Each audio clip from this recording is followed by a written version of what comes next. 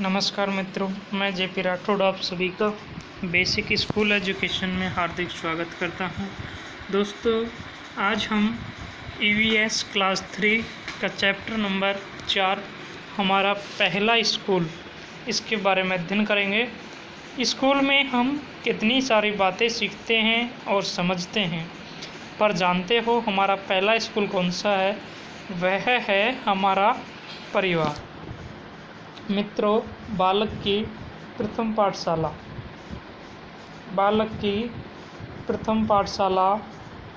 परिवार को कहा गया है,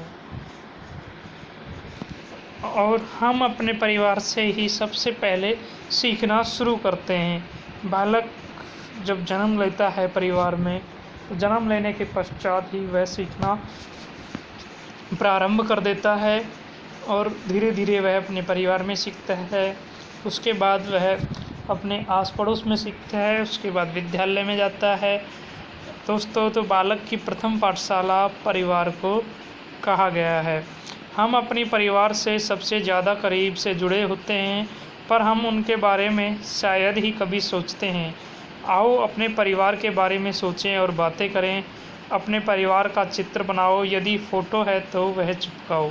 तो यहाँ दोस्तों, हम अपने परिवार के बारे में जानेंगे और उनसे एक दूसरे से हमारा क्या रिश्ता है उसको समझेंगे।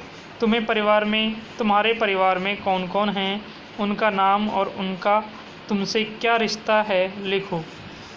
तो दोस्तों, अपने परिवार के दो लोगों में आपस का रिश्ता लिखो, जैसे पति और पत्नी, भाई बहन, माँ बेटी।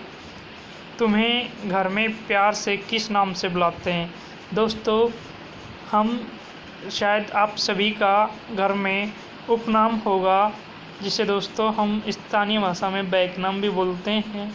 जो प्यार से हमें घर वाले उस नाम से पुकारते हैं, वह हमारा उपनाम होता है, जो कि दोस्तों घर वाले, आस पड़ोस, मित्र आदि उस नाम से हमें बुलाते हैं। तुम अपने घर के लोगों को किस तरह से बुलाते हो? यहाँ कुछ लोगों के चित्र बने हैं। इनमें दो लोग बिल्कुल एक जैसे दिखते हैं। इनका आपस में क्या रिश्ता हो सकता है? तुम्हारी कौन सी बात परिवार में किसी से मिलती जुलती है, जैसे तुम्हारी आवाज़, तुम्हारी आँखें, तुम्हारे बाल, तुम्हारी चाल किससे और कैसे? तो मित्रों, जो बच्चे होते हैं उनकी आवाज़ और चाल मिलती है परिवार के किसी सदस्य। तो मित्रों, जो हमारे आनुवंशिक गुण होते हैं वो हमारे पूर्वजों से हम में आते हैं। जैसे तो मित्रों, ये दो माता पिता हैं, इनकी कोई संतान है। अब मान लीजिए इनकी जो संतान होगी, उसके जो गुण होंगे, जो इन दोनों के गुण उस संतान के अंदर आते हैं। मित्रों, इस तरह से जो इनके गुण उनमें आते हैं, जैसे इनकी हो सकता है इनकी किसी की उसकी मम्मी की जैसी आवाज़ होगी, किसी की उसके पापा की जैसी आवाज़ होगी, किसी के आँखें उसकी मम्मी की जैसी होंगी या उसके नानी की जैसी होंगी। तो दोस्तों, जो पूर्वजों से जो गुण ग्रहण किए जाते हैं उन्हें हम आनुवंशिक गुण कहते हैं। और वो पूर्वजों से हमारी कुछ, जैसे आवाज़ का मिलना, आँखों का मिलना, चेहरे का मिलना, बालों का मिलना, चाल का मिलना, ये सारे गुण आनुवंशिक होते हैं। आओ अब हम अनवरी के बारे में कुछ पढ़ें। अब अनवरी के परिवार में सभी बड़े लोग धोबी का काम करते हैं। परिवार के सभी सदस्य अपनी अपनी तरह से कपड़े धोने, सुखाने और इस्त्री करने में हाथ बटाते हैं। अनवरी और उनका चचेरा भाई तौफीक भी यह काम सीख रहे हैं। तो क्या तुम्हारा परिवार भी मिलकर कोई काम या धंधा करता है? यदि हाँ, तो क्या? तो दोस्तों, जो हमारे परिवार का पैतृक काम होता है उसे हम घर में ही सीखते हैं, और वह हमारा अनौपचारिक तरीके से सीखना होता है। और औपचारिक तरीके से सीखना मित्रों हम विद्यालय में जाकर नियमित रूप से सीखते हैं, वो औपचारिक तरीके से सीखना होता है। इस काम में तुम क्या मदद करते हो? हम परिवार में एक दूसरे से बहुत कुछ सीखते हैं।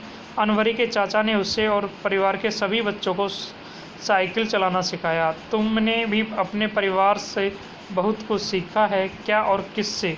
क्या किसी ने तुमसे भी कुछ सीखा है? कुछ और बातों के बारे में सोचो और लिखो। जैसे जब मैं दुखी होती हूँ तब मैं किसके पास जाती हूँ, यानी जब बालक दुखी होता है तो वह या तो अपनी मम्मी के पास जाता है या अपने चाचा ताऊ या किसी जो उससे प्यार करता है उसी के पास भी जाता है, जिसे उससे लाड प्यार रखता है। जब भी उसको कोई तकलीफ़ होती है तो वह जाकर उसी को बताता है। जब मैं पुराने दिनों के बारे में जानना चाहती हूँ तब मैं किसके पास जाती हूँ, खाली रिक्त स्थान में भरना है मित्रों।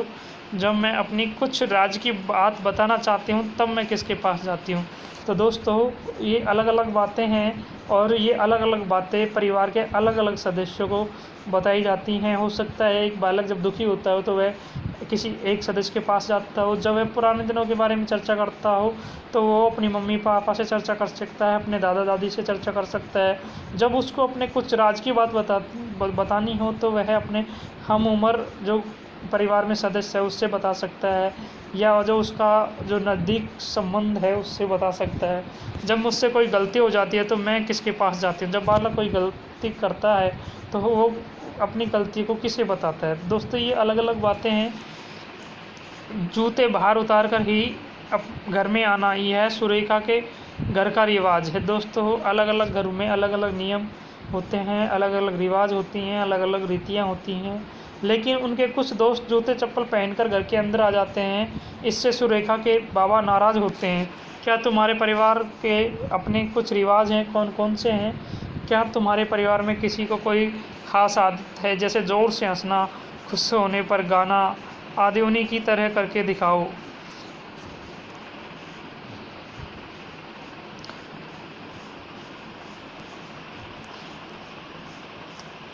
तुम अपने परिवार में बड़ों की इज्जत कैसे करते हो?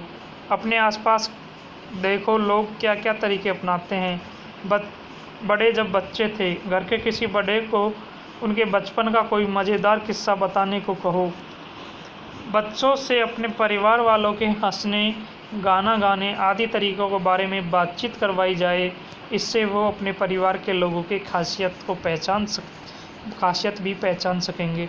मित्रों हम क्लास में बच्चों से उनके परिवार वालों के बारे में, वो किस तरह से हंसते हैं, किस तरह का गाना गाते हैं, इसके बारे में बातचीत कर सकते हैं, जिससे वो अपने परिवार के प्रत्येक सदस्य की जो खासियत है उसको जान पाएंगे, गुणों को जान पाएंगे, उनमें जो टैलेंट है उसको जान पाएंगे। तो मित्रों ये हमारा चैप्टर नंबर 4 था।